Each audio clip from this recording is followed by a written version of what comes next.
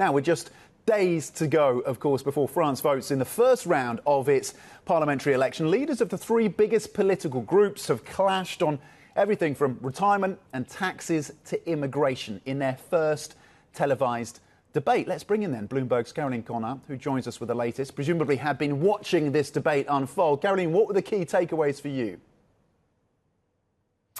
Three men, half an hour each, and constant clashes about the economy and about immigration in this debate last night between Jordan Bardella from the National Rally, Gabriel Attal, the current Prime Minister of Emmanuel Macron, and of course Manuel Bompard, who was representing the far left.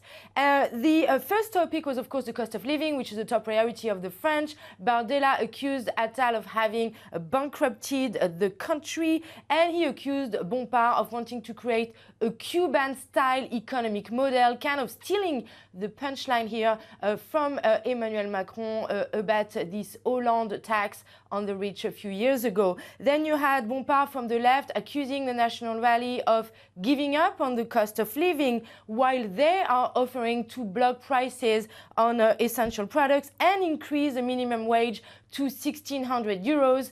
That measure for Gabriel Attal would be a machine to destroy jobs. The Prime Minister Attal, of course, tried to defend Macron's legacy, and one of the biggest clashes of the night was about the pension reform. You know, Emmanuel Macron spent months last year facing protests in the streets to raise the retirement age from 62 to 64.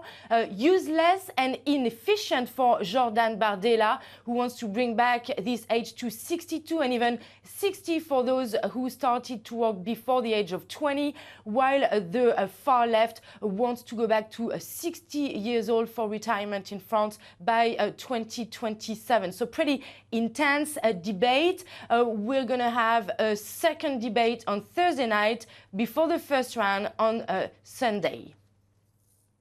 Caroline, polls as of yesterday showing Macron's party in third place, behind the leftist grouping, behind the National Rally.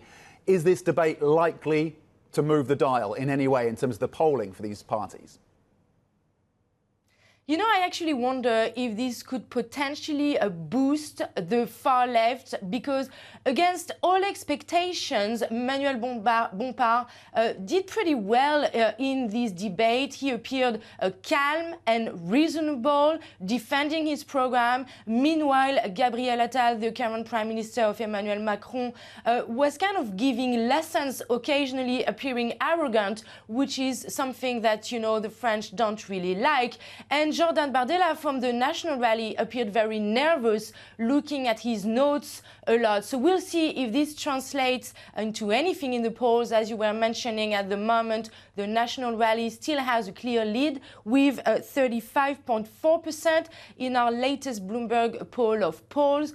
In fact, we had one poll from Odoxa showing that they could potentially get an absolute majority.